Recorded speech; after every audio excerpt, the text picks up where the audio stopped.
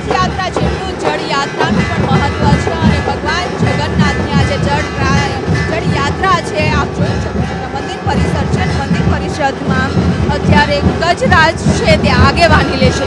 શોભાયાત્રા નીકળશે અને આ શોભાયાત્રામાં ગજરાજની આગેવાની સાથે ધજા પતાકા પણ જોડાશે અને ધજા પતાકા સાથે આપ જોઈ શકો છો બગી છે કે જ્યાં સંતો મહંતો છે એ બગીમાં બેસી સાબરમતી ભૂદરના આરે છે તે પહોંચશે.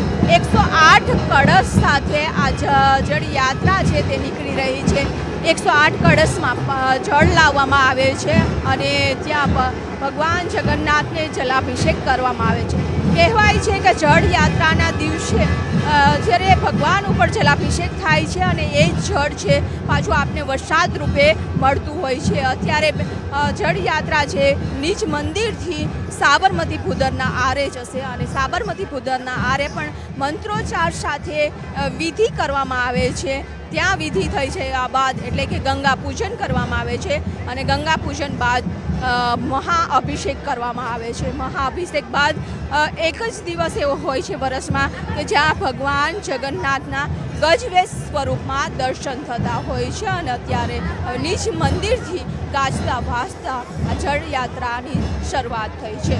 આપને આ માહોલ બતાવવા માંગીશ કે અમે નિજ મંદિરમાં છીએ અને નિજ મંદિરમાં વાજતે ગાજતે નિજ મંદિરથી સાબરમતી ભૂદરના આરા સુધી જળ યાત્રા છે તે જશે. સાબરમતી નદી કિનારેથી ગંગા પૂજન થશે અને ત્યાંથી જળ ભરવામાં આવે છે.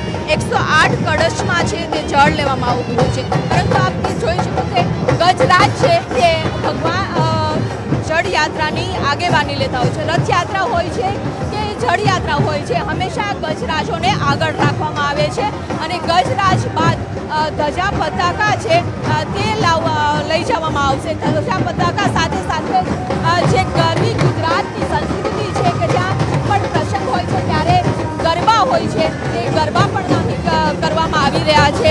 આજે પણ ધામધૂમથી જળ યાત્રા છે તે નીકળવાની છે જેની તૈયારીઓ ચાલી રહી છે. બગી છે કે આ બગીમાં જે સંતો મહંતો છે તે બેસી અને જે ભૂદરના આરા સુધી જશે જ્યાં ગંગા પૂજન છે તે કરવામાં આવશે અને ત્યારબાદ 108 કળશ એટલે કે જ્યાં વિશેષ મહત્વ હોય છે જળ યાત્રાનું કે 108 કળશમાં જળ ભરવામાં આવે છે અને એ નિજ મંદિર પરત વાજતા ગાજતે લઈ આવવામાં આવે છે અને આ જે જળ યાત્રાનું એવું કહેવાય છે કે મહાભિષેક કર્યા બાદ ભગવાન જગન્નાથ છે એ જ જળ પાછું આપને વરસાદ રૂપે આપતા હોય છે. એટલે અનેરો ઉત્સાહ છે તે બહેનોમાં જોવા મળી રહ્યો છે કે જે અત્યારે જળ યાત્રામાં જોડાઈ રહ્યા છે.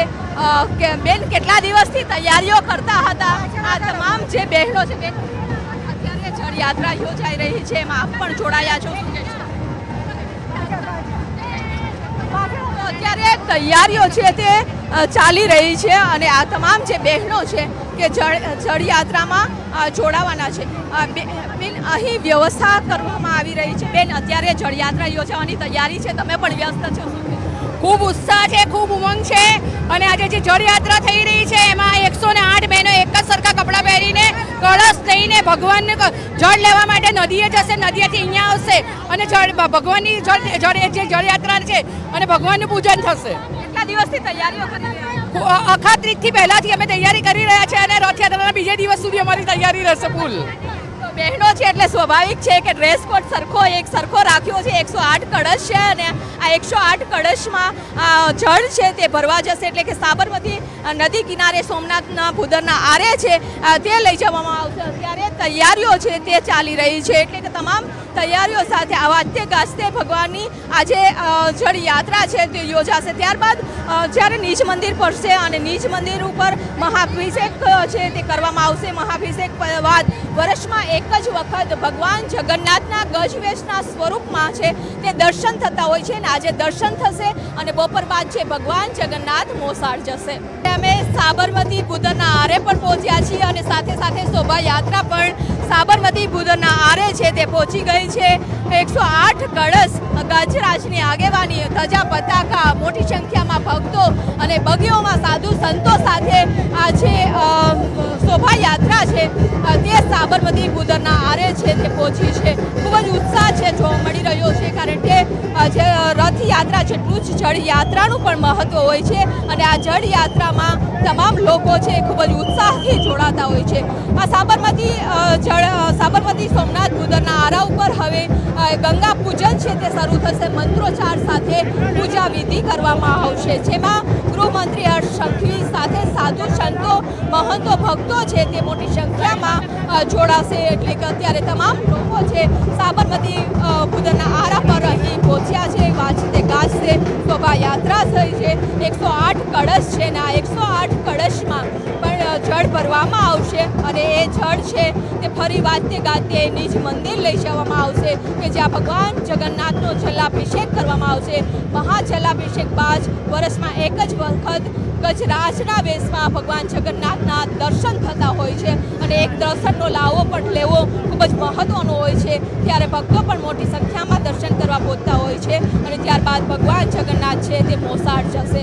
મોસાળથી અમાસના દિવસે પરત ફરશે નિજ મંદિર અને ત્યારબાદ નેત્રોત્સવ વિધિ થતી હોય છે. બીજે દિવસે સોના વેશના દર્શન થતા હોય છે અને અષાઢી બીજના દિવસે ભગવાન જગન્નાથ છે નગરચર્યાએ નીકળતા હોય છે, ભક્તોને દર્શન દેતા હોય છે અને ભક્તોમાં પણ ખૂબ જ ઉત્સાહ છે તે જોવા મળી રહ્યો છે. એટલે કે અત્યારે પોલીસનો પણ બંદોબસ્ત છે તે ગોઠવાયો છે. આપણે ચારે દિશાના દ્રશ્યો બતાવવા માંગીશ કે જ્યાં અહીં ખૂબ જ ઉત્સાહ સાથે તમામ લોકો છે તે જોડાયા છે કે ભગવાન જગન્નાથના એક દર્શન કરવા, એક ઝલક જોવા માટે ભક્તોમાં ઉત્સાહ છે. કહેવાય છે કે મહાજલાભિષેક થાય છે ભગવાન ઉપર અને એ જ જળ પરત જે વરસાદ રૂપે ભગવાન છે તે પૃથ્વી ઉપર મોકલતા હોય છે. એટલે ખૂબ વિશેષ મહત્વ સાથે અત્યારે ગાજતે વાજતે તમામ લોકો છે તે અહીં જળયાત્રામાં જે શોભાયાત્રા છે ત્યાં પહોંચી ગયા છે.